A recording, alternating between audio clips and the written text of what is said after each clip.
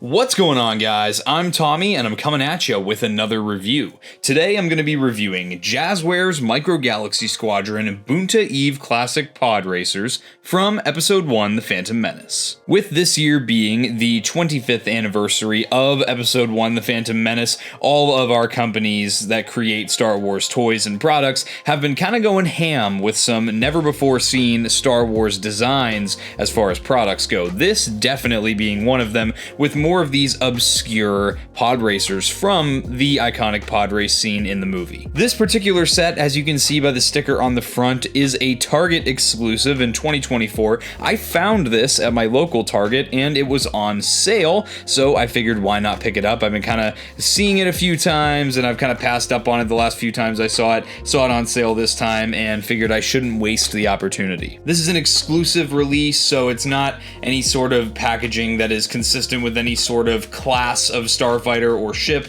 as we usually see with the Micro Galaxy Squadron line. On the front of this box here, you have your Star Wars logo. Over here, you have the Episode 1 Phantom Menace logo, showing it's from that movie. You have the Jazwares logo, the Only at Target sticker, and then your sticker right here in chrome, showing you the 25th anniversary logo here. Then you have on the big giant plastic window, you have all three of your pod racers, as well as your three characters down here. You have the Micro Galaxy Squadron logo, a picture of our pod racers again. They make sure to let you know it includes vehicle stands, the name of the set here, as well as it is number 153 for the line. On this side of the packaging, you get a pretty cool shot of the pod racers here in the race. On the back of the box, they go with their kind of standard style of packaging where they give you hologram images of all three of the pod racers, showing you that each one can have a pilot inside. They show you get the vehicle stands again, as well as these little cutout cards. These can be used as either trading cards or display cards for these vehicles. On this side of the packaging, you just have your Star Wars logo up at the top.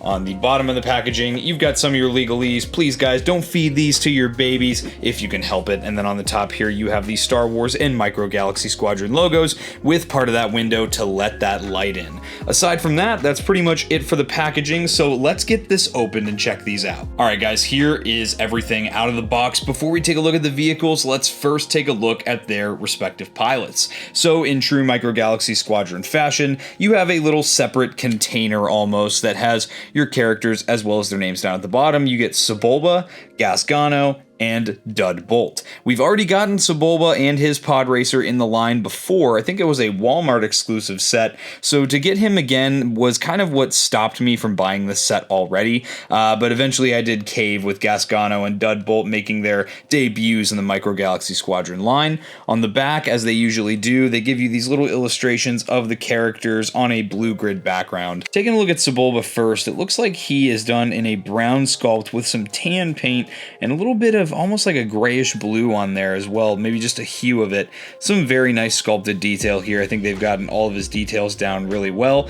He does have a rod that kind of runs through the hips here that gives you a little bit of articulation, so you can kind of make him use the yokes a little bit if you'd like. But aside from that, that's pretty much it. I think mine is a little bit warped. I don't think he's going to stand very well, but there he is nonetheless. Somehow miraculously I get him to stand pretty easily though. Next up, we'll take a look at Gasgano. Now, I love my prequel aliens. I love how neat they look, a lot of them with the CGI looks. This guy is no exception. He's got a ton of paint detail, believe it or not, too.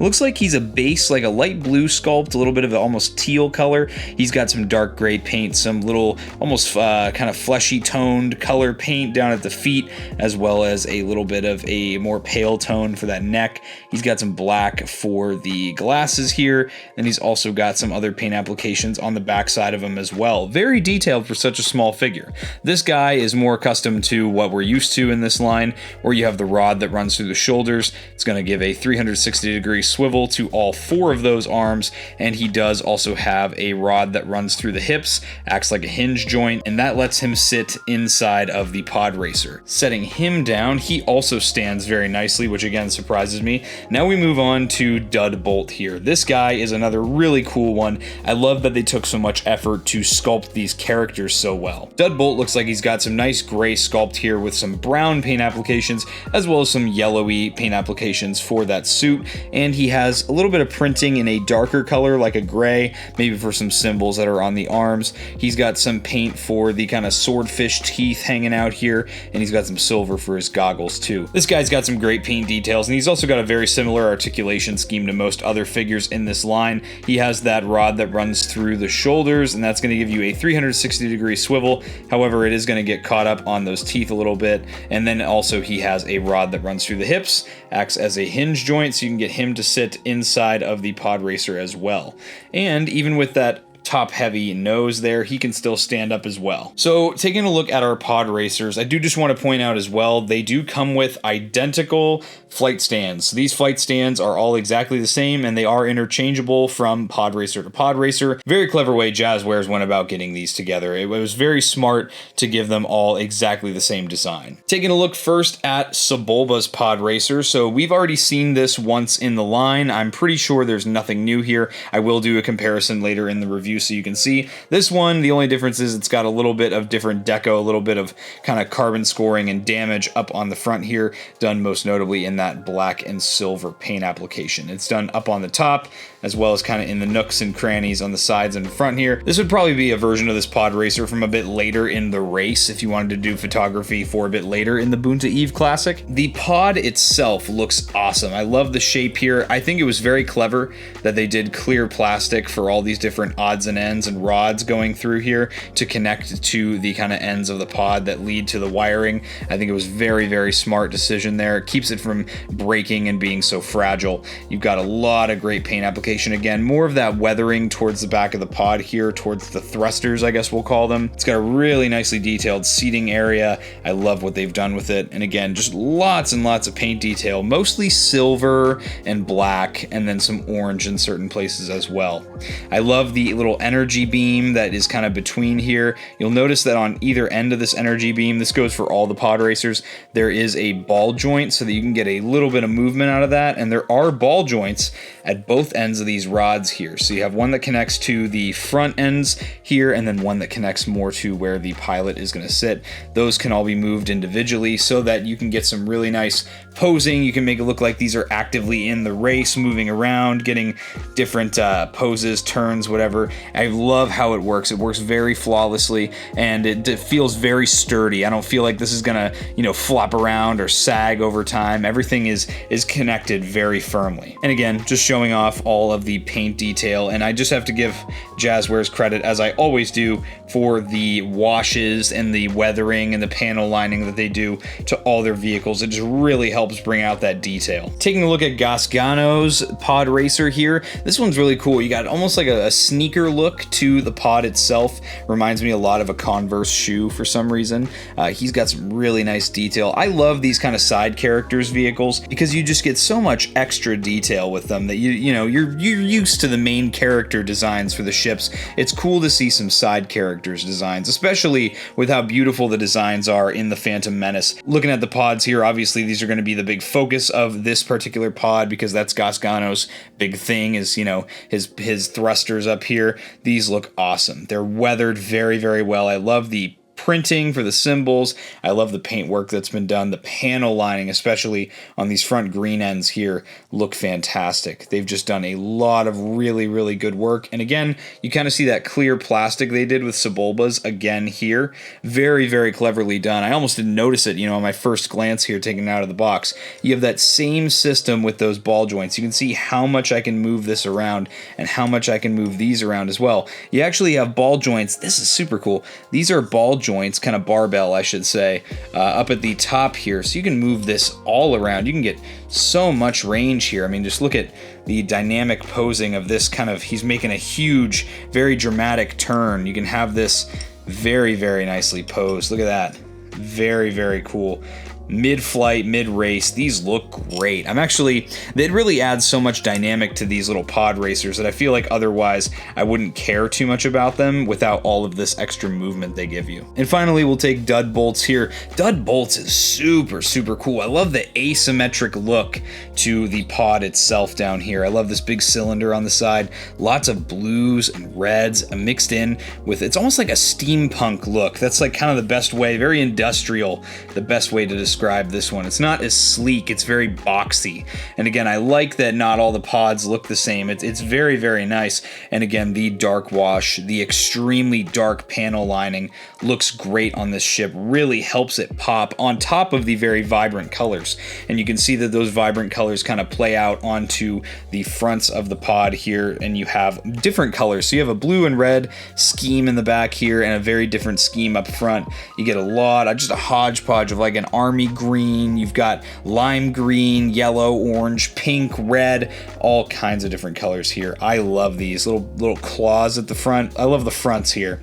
This is just awesome. And again, the little system that they've kind of designed here. Look at this one. This one really, really moves as I'm you moving it like an elliptical here. It kind of just, the rest of it just goes. And it really lends to some very dynamic posing. Look at this. You can get this very, very nice pose here. I'm interested to see how this works with our flight stands, but these are extremely, extremely nice. All right, so getting Sebulba seated in here is really easy. So with Sebulba, what we're gonna do is we're gonna kind of fold everything up. So we're gonna bring his feet up towards him. Everything's going to kind of move up towards him so that we can seat him inside of the pod, and then he fits in there. He's wedged in there. It's very, very secure fit there. You can see how nice he looks inside the pod, and you'll see he's got his hands right at the yokes there so he can start cheating and throwing things at other pod racers. Now, as far as putting these flight stands on, you're going to kind of take the L shape towards the front of the pods themselves. Now this, you would think, might mess with your articulation, but it actually does not, because you still have all this room to play with here, and obviously you don't need these attached, exactly, so you can change it as you wish. And again, I just think it's great that for these vehicles they add flight stands, because otherwise they wouldn't be able to really sit on your shelf. Like a lot of ships can sit in a landed position, the pod racers can't do that, so the flight stands are a perfect addition. As far as getting Gasgano in his, we'll lift his arms up, bend the legs, and he should be able to sit in his quite easily as well, although it's a little different just because of how spindly this character is. It's very, very hard to get those legs in that pod, but once you kind of wedge him in there just the same, you'll see that he sits very nicely in his pod as well. He looks pretty goofy in there. I love how goofy these guys look. That's just the prequels, man. The prequels are super goofy, and they really have a lot of heart and a lot of fun to them, and there are so many silly moments in those movies that as a kid I just always remembered. They always stuck with me. All right, so Gasgano's pod is interesting. It doesn't look like the little clip-ins here for the flight stand really fit completely in here. It looks like it's, not a complete fit, but it's still a snug fit. I don't want to, stress the plastic too much, but it's still, again, it's going to pass your classic action figure shake test there, and it still looks really nice. And finally, we'll check out Dud Bolt. Since Dud Bolt's legs are so stubby, you can just kind of slide his legs in there, and then he kind of just does the rest himself. He looks way too big for his pod, and I think that's really, really silly. I think it's very fitting for the character here. Getting the flight stand on his pod, again, not a perfect fit.